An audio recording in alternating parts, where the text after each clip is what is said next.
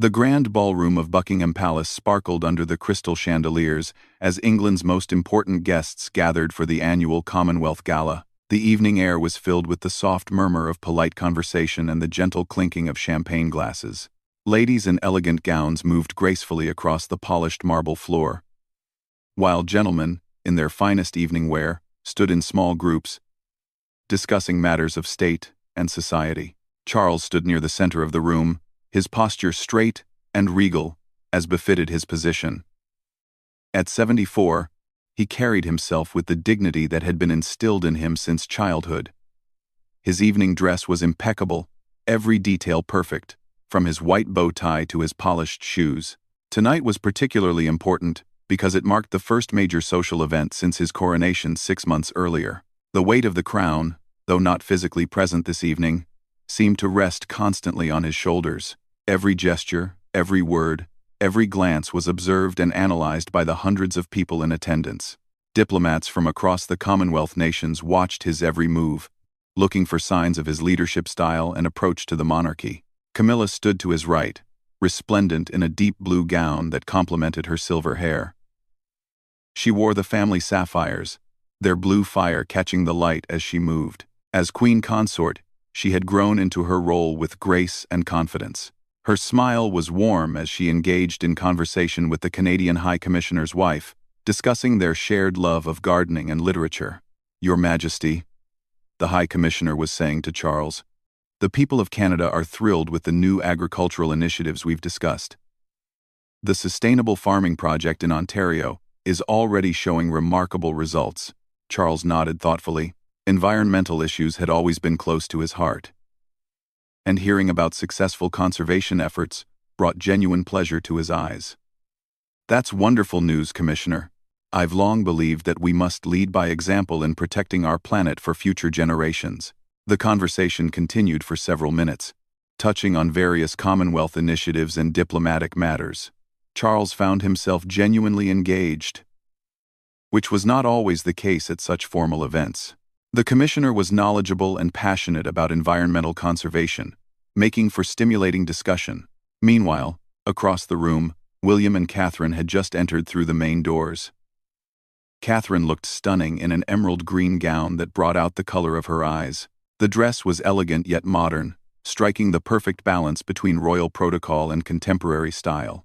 Her hair was styled in a classic updo, with a Cambridge lover's knot tiara catching the light beautifully. William, handsome in his evening wear, walked beside her with the confidence of someone who had grown comfortable in his role as heir to the throne.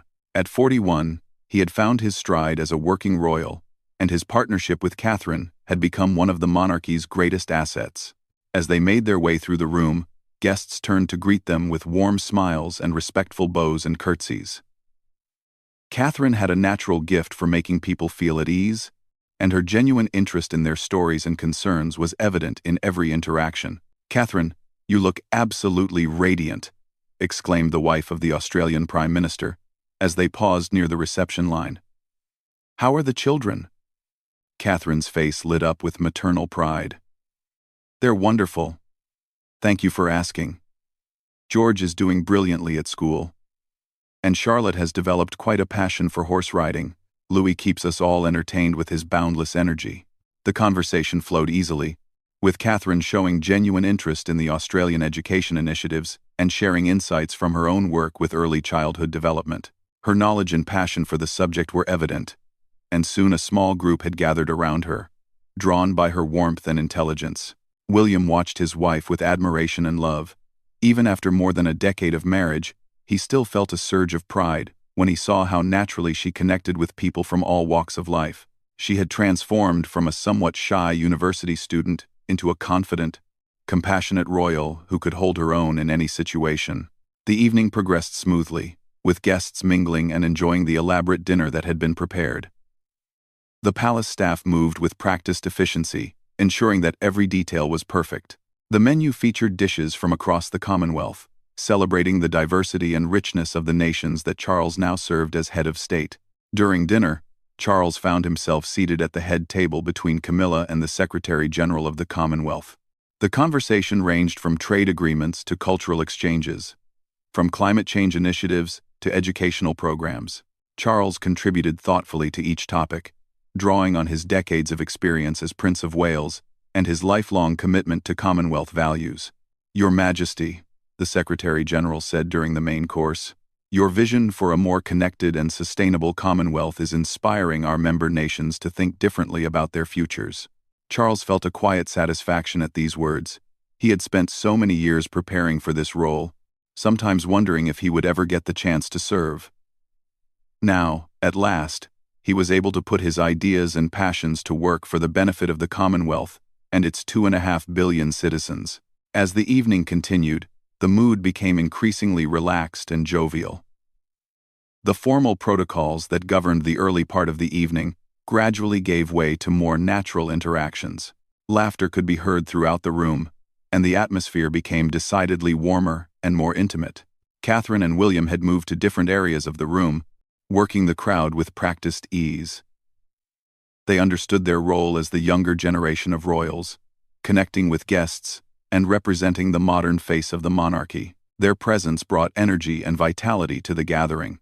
Charles watched them with paternal pride, remembering his own early days as a working royal. He thought about how different the world had been when he was their age, how much the monarchy had evolved, and how well William and Catherine had adapted to their roles.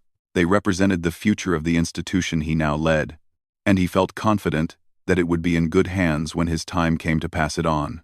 The dancing began after dinner, with the traditional first dance reserved for Charles and Camilla. They moved together with practiced grace, having perfected their steps over years of similar events.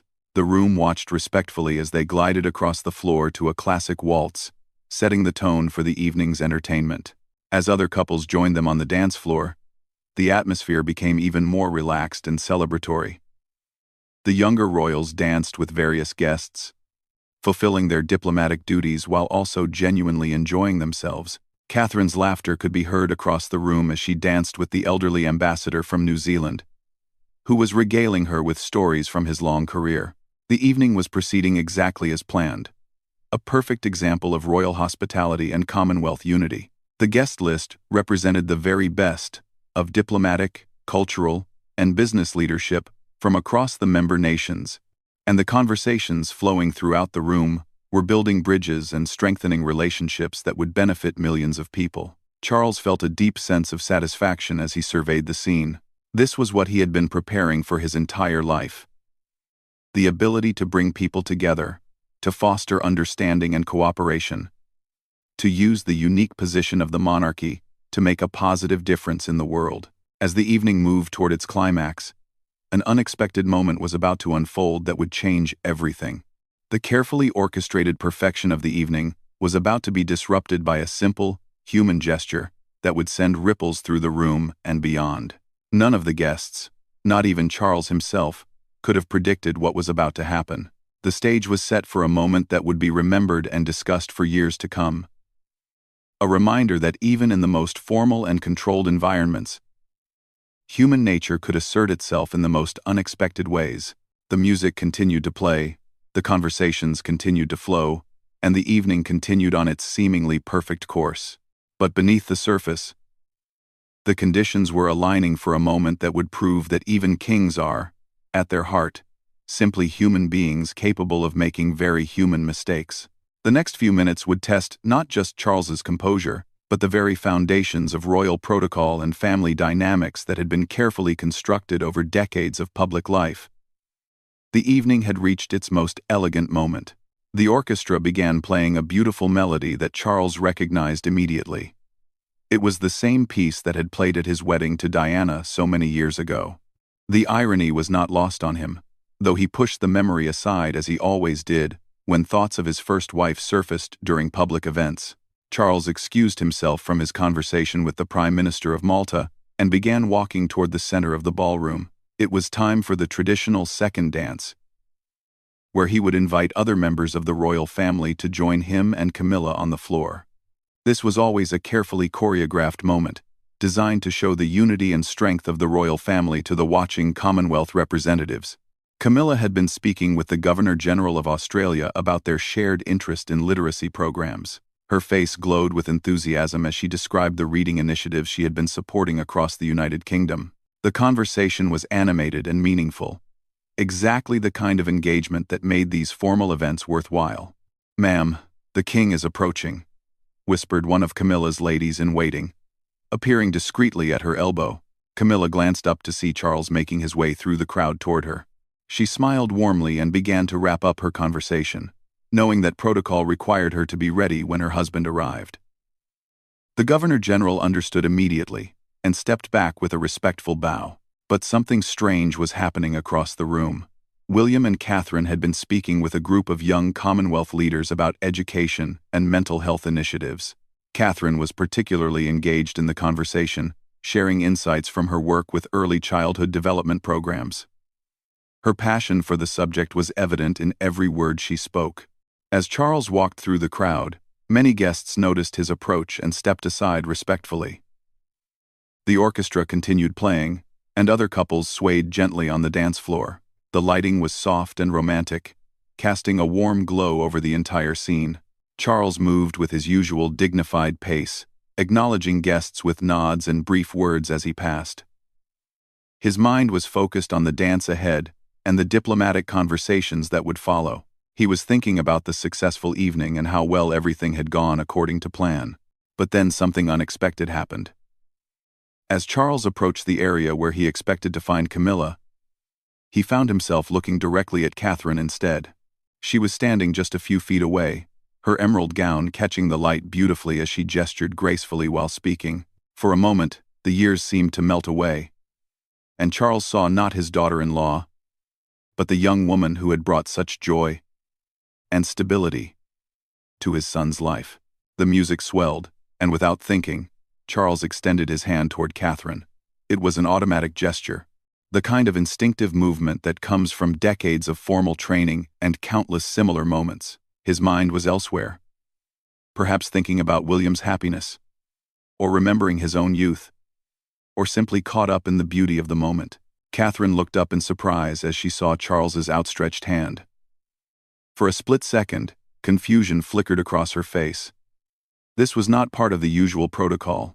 Charles traditionally danced with Camilla during the second formal dance, while she and William would join them afterward. The Governor-General's wife, who had been speaking with Catherine, noticed immediately that something was amiss. Her eyes widened slightly as she watched the king extend his hand to his daughter-in-law instead of his wife. Other guests nearby began to notice as well, and a subtle shift occurred in the atmosphere around them. William, who had been standing slightly behind Catherine, saw his father's gesture and felt his stomach drop. He understood immediately what was happening. His father had made an innocent but significant mistake. In a room full of diplomats, royal watchers, and media representatives, even the smallest breach of protocol could become a major story. Camilla, still several feet away and finishing her conversation with the Australian officials, had not yet noticed what was transpiring. She was gathering her gloves and preparing to join her husband for their dance, completely unaware that he was currently offering his hand to another woman. The moment stretched out like an eternity, though in reality, it lasted only a few seconds. Catherine's training kicked in immediately. She had been navigating royal protocol for over a decade, and she knew that whatever happened next could either diffuse the situation or make it infinitely worse. "Your Majesty," she said softly, her voice barely audible over the music, "I believe the Queen Consort is just over there." She smiled graciously and indicated toward Camilla with the slightest gesture, trying to redirect Charles's attention without causing embarrassment, but it was too late. The damage had already been done. The guests immediately surrounding them had seen everything, and a ripple of awareness was already spreading through the crowd like a stone dropped in still water. Lady Pemberton, the wife of a prominent banker, whispered urgently to her husband, "Did you see that? The king just offered to dance with Catherine instead of Camilla." Lord Pemberton adjusted his glasses and craned his neck to get a better view of what was happening. "Surely not," he whispered back, but his voice carried doubt. He had seen enough royal events to know that such mistakes simply did not happen. The Canadian ambassador, who had been standing nearby with his wife, felt his diplomatic instincts kick in immediately. He had witnessed many delicate situations during his long career, and he recognized the potential for a significant incident. Without appearing to do so deliberately, he began moving closer to the royal family members, positioning himself to help manage the situation if needed. Charles suddenly realized his mistake. The fog of automatic behavior cleared from his mind, and he saw Catherine standing before him, with his hand extended toward her instead of toward his wife. His face remained composed. Years of royal training had taught him never to show surprise or embarrassment in public. But internally, he felt a rush of mortification. "I apologize," he said quietly to Catherine, his voice maintaining its regal tone despite his inner turmoil. "I seem to have become momentarily confused by the beautiful lighting." Catherine's response was immediate and gracious. "No apology necessary, Your Majesty. These events can be quite overwhelming with so many people and so much activity." Her smile was warm and understanding, and she managed to make it seem as though nothing unusual had happened at all. But the observers were not so easily fooled. The ambassador's wife from South Africa had seen the entire exchange, and she was already calculating the implications. Royal protocol breaches were serious matters, particularly when they involved the relationships between family members. She exchanged meaningful glances with several other diplomatic spouses, all of whom had noticed the incident. William stepped forward smoothly, his years of royal training evident in every movement. "Father," he said with a warm smile, "I believe Mother is waiting for you just over there." He gestured toward Camilla, while simultaneously placing a gentle hand on Catherine's arm, indicating that he would dance with his wife himself. The intervention was perfectly executed, and to most casual observers, it would have appeared to be nothing more than a family coordinating their movements for the evening's entertainment. But those who had witnessed the original mistake understood the diplomatic skill that William had just displayed in managing a potentially embarrassing situation. Camilla, having finally noticed the commotion, approached with her characteristic grace and warmth. She had not seen the initial mistake, but she could sense that something had occurred. Her years of experience in royal circles had given her an almost supernatural ability to detect when situations required delicate handling. "Darling," she said to Charles, her voice carrying just the right note of affection and confidence, "shall we show these wonderful guests how it's done?" She extended her own hand toward him, effectively resetting the entire situation and giving him a graceful way to proceed. Charles took Camilla's hand with obvious relief, though he maintained his composure throughout. "Of course, my dear," he replied, and led her onto the dance floor. The orchestra, which had continued playing throughout the entire incident, seemed to swell with renewed energy as the royal couple took their position, but the damage to the evening's perfect facade had been done. All around the ballroom, conversations had paused as guests processed what they had witnessed. Some were uncertain about what they had seen, while others were absolutely sure that they had just observed a significant breach of royal protocol. The young Commonwealth leaders who had been speaking with Catherine exchanged uncertain glances. They were new to such formal royal events, and they were not sure how to react to what had just occurred. Should they pretend they had not noticed? Should they continue their conversation as though nothing had happened? The uncertainty was evident in their faces. Meanwhile, the more experienced diplomatic guests were already considering the implications of what they had witnessed. Royal marriages had always been subject to intense scrutiny, and any sign of discord or confusion within the family was immediately analyzed for deeper meaning. Mrs. Henderson, the wife of the British High Commissioner to India, leaned close to her companion. "That was most unusual," she murmured. "In all my years attending royal events, I've never seen anything quite like that." Her companion, a senior diplomat with decades of experience, nodded gravely. "These things happen," he said diplomatically, "but they are usually managed more discreetly." The music played on, and Charles and Camilla danced with their usual grace and elegance. To anyone who had not witnessed the earlier incident, they appeared to be the picture of royal unity and affection. Charles's steps were sure and confident, and Camilla followed his lead with practiced ease. But beneath the surface, both of them were acutely aware that something had shifted in the evening's dynamic. Charles found himself wondering how many people had noticed his mistake, and what kind of story might emerge from it. Camilla, though she had not seen the initial incident, could sense tension in her husband's posture that had not been there earlier. Catherine and William had taken their own position on the dance floor, and they moved together with the natural grace that came from years of partnership, both personal and professional. Catherine's emerald gown swirled beautifully as they danced, and she maintained her warm smile throughout, giving no indication that anything unusual had occurred. But William could feel the tension in his wife's shoulders, and he knew that she was deeply concerned about the potential ramifications of what had just happened. They had both worked too hard to build their reputations and support the monarchy to have them damaged by a simple misunderstanding. "It's all right," he whispered to her as they danced. "Father simply had a momentary lapse. These things happen at formal events." Catherine nodded, but her mind was racing. She understood the delicate balance of royal relationships better than most people. And she knew that even innocent mistakes could be misinterpreted and blown out of proportion. The last thing she wanted was for this incident to create any kind of rift within the family or provide ammunition for critics of the monarchy. Around the ballroom, the other guests gradually returned to their conversations and activities. But the underlying energy of the evening had changed. There was a subtle buzz of excitement and speculation that had not been there before. People spoke in lower tones, and there were more glances directed toward the royal family members. The incident had lasted less than a minute from start to finish, but its effects would ripple through the evening and beyond. In a world where every royal gesture was analyzed and interpreted, even the smallest deviation from expected behavior could become a major talking point. As the dance continued, Charles found himself reflecting on how easy it was to make mistakes, even after a lifetime of training and preparation. He had spent decades learning to navigate the complex world of royal protocol.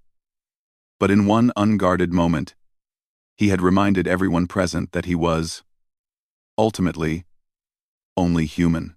The evening would continue for several more hours, with dinner, speeches, and more dancing. But the perfect facade had been cracked, and everyone in the room knew that they had witnessed something unusual and potentially significant. The silence that had fallen over the immediate area when Charles first extended his hand toward Catherine had lasted only moments, but it seemed to echo through the remainder of the evening. It was the kind of silence that spoke volumes about the weight of expectation and scrutiny that surrounded the royal family every moment of their public lives. The remainder of the evening passed with careful precision, but underneath the polished surface, everyone involved knew that something fundamental had shifted. Charles and Camilla continued to dance with practiced grace, their movements synchronized after years of appearing together at such events. Yet there was a subtle tension in Charles's shoulders that had not been there earlier. A slight stiffness that spoke of his awareness of the scrutiny now focused upon him. The other guests gradually returned to their conversations, but the incident had created an undercurrent of excitement and speculation that rippled through the ballroom like an invisible current. Diplomatic wives exchanged meaningful glances across the room, while seasoned ambassadors made mental notes about what they had witnessed and how it might be interpreted by their home governments. Catherine maintained her composure beautifully throughout the rest of the evening, engaging warmly with guests and fulfilling all her duties as if nothing unusual had occurred. Her training as a senior royal had prepared her for unexpected situations, and she understood instinctively that the best way to minimize the impact of the incident was to behave as normally as possible. However, the weight of what had happened pressed on her mind. She had spent more than a decade carefully building her reputation and her role within the royal family. Every public appearance was an opportunity to strengthen the monarchy's connection with the people, and every misstep could potentially damage that carefully constructed relationship. William, ever protective of his family, stayed close to Catherine for the remainder of the evening. His presence served multiple purposes. It demonstrated family unity, provided support for his wife, and allowed him to subtly manage any conversations that might veer toward uncomfortable topics. His diplomatic skills, honed through years of royal duties, were in full display as he guided interactions with seamless professionalism. "Catherine, you handled that beautifully," he murmured to her during a quiet moment between conversations. His voice carried both admiration and concern, understanding the pressure his wife was under to navigate such a delicate situation. "Thank you," she replied softly, her smile never wavering even as they spoke. "I just hope it doesn't become more than it needs to be." Meanwhile, across the room, Camilla was engaging in animated conversation with a group of Commonwealth education ministers. Her natural warmth and genuine interest in their work helped maintain the evening's focus on its intended purpose, strengthening relationships across the Commonwealth nations. Yet those who knew her well could detect a subtle change in her demeanor, a slightly increased intensity in her engagement that suggested she was working harder than usual to keep the evening on track. The evening's formal program continued, with speeches from various dignitaries, each carefully crafted to celebrate Commonwealth unity and cooperation. Charles delivered his own remarks with his characteristic thoughtfulness and passion, speaking eloquently about the shared values and common future of the Commonwealth nations. As he stood at the podium, looking out at the assembled guests, Charles was acutely aware of the additional attention his words were receiving. Every gesture, every phrase, every pause was being analyzed more carefully than usual. The incident earlier in the evening had heightened the scrutiny, and he knew that his speech would be examined not just for its diplomatic content, but for any signs of embarrassment or discomfort. The Commonwealth represents our shared commitment to democracy, human rights, and sustainable development, Charles said, his voice carrying the authority and conviction that had characterized his public speaking for decades. Together, we face the challenges of our time, with wisdom drawn from our diverse experiences and strength born from our unity.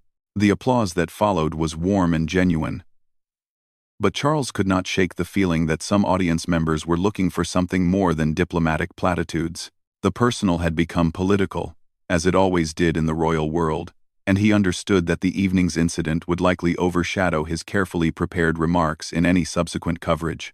As the formal program concluded and the evening moved toward its close, the palace staff began the delicate process of managing the guests' departure. This was always a complex operation, with careful attention paid to protocol and precedence, but tonight it carried additional weight as various participants processed what they had witnessed and considered how it might be discussed in diplomatic circles. The Canadian ambassador approached Charles during the final reception period, his manner carefully diplomatic. "Your Majesty, thank you for a truly memorable evening," he said, the word memorable carrying subtle emphasis that was not lost on either man. Charles met his gaze directly, understanding the subtext. "Thank you, Ambassador. I hope the evening has strengthened our ongoing partnership and friendship."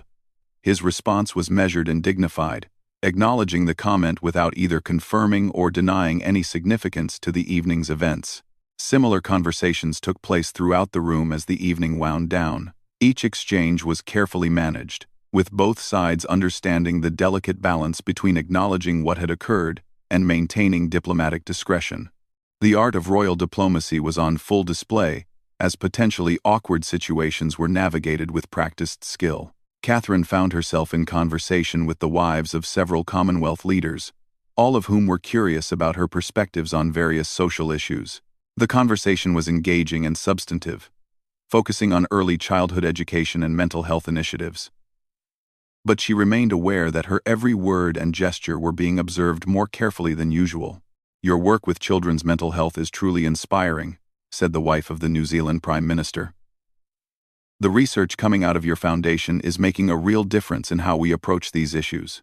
Catherine felt genuine pleasure at the recognition of her work, but she also understood that such praise carried additional weight in the current context. Every positive interaction helped to reinforce her standing and counter any negative interpretations of the evening's events. As the guests began to depart, the royal family members gathered for the traditional farewell ceremony. This was always a carefully choreographed moment, with each family member positioned according to protocol and precedence. Tonight, however, the usual routine carried additional significance as observers looked for any signs of tension or discomfort among the family members. Charles stood with Camilla at his side, both of them appearing relaxed and dignified as they bid farewell to their guests. William and Catherine positioned themselves nearby, presenting a picture of family unity and mutual support. To most casual observers, the tableau would have appeared perfectly normal, a successful conclusion to a successful evening. But those who had witnessed the earlier incident watched more carefully, looking for subtle signs of the family's real feelings about what had occurred. They noted the slightly increased formality in Charles's posture, the extra warmth in Camilla's interactions, and the protective way William stayed close to Catherine throughout the farewell process. As the last guests departed and the palace doors closed, the royal family members finally had a moment to themselves. The public performance was over, and they could begin to process what had happened and consider its implications for their relationships and their public roles. "Well, that was eventful," William said with characteristic understatement, as they gathered in one of the palace's private sitting rooms. His tone was light, but his concern for his family was evident in his expression. Charles looked tired in a way that went beyond the physical demands of the evening. The weight of his mistake pressed on him, not just because of the potential public relations implications, but because of what it might mean for his relationships with his family members. "I owe you both an apology," he said, addressing William and Catherine directly. "That was inexcusable. And I'm sorry for putting you in such an awkward position." Catherine responded immediately, her voice warm and understanding. "Please don't worry about it, Father. These things happen at large events. Everyone understands that." But even as she spoke the gracious words, all of them understood that the incident would likely have consequences beyond the evening itself. Royal watchers and media organizations would undoubtedly analyze every detail of what had occurred, looking for deeper meaning and significance in what might have been simply a momentary lapse in attention. Camilla, who had maintained her poise beautifully throughout the evening, finally allowed herself to show some of the strain she had been feeling. "The important thing is that we all handled it well," she said. "Whatever story emerges from tonight, we can be proud of how we conducted ourselves." The conversation that followed was careful and thoughtful, as the family members considered how to manage any potential fallout from the incident. They discussed possible media responses, diplomatic implications, and the importance of maintaining unity and dignity, regardless of how the story might be interpreted by others. In the days that followed, the incident did indeed become a topic of discussion in certain circles. Diplomatic reports mentioned the evening's success, while carefully noting the minor protocol adjustment that had occurred. Social media platforms buzzed with speculation and analysis from royal watchers who had heard second-hand accounts of what had transpired. Yet the family's careful handling of the situation proved effective. The focus remained on the evening's diplomatic achievements and the successful strengthening of Commonwealth relationships. The personal moment that had briefly threatened to overshadow these accomplishments was managed with such skill that it became a footnote rather than a headline. Charles threw himself into his royal duties with renewed focus in the weeks following the gala, as if determined to prove that one momentary lapse did not define his capabilities as king. His engagements were flawlessly executed, his speeches thoughtful and inspiring, and his interactions with both family members and dignitaries were marked by increased attention to protocol and procedure. Catherine continued her own work with characteristic grace and dedication, her public appearances showing no sign that she had been affected by the evening's incident. If anything, her confidence seemed to grow as she demonstrated her ability to handle unexpected situations with poise and wisdom. The relationship between Charles and Camilla, rather than being strained by the incident, seemed to deepen as they worked together to move past it. Their public appearances together in the following weeks were marked by increased warmth and obvious mutual support, demonstrating that their partnership had survived the momentary confusion and emerged stronger. William's role as a supportive son and protective husband was evident throughout the period following the gala.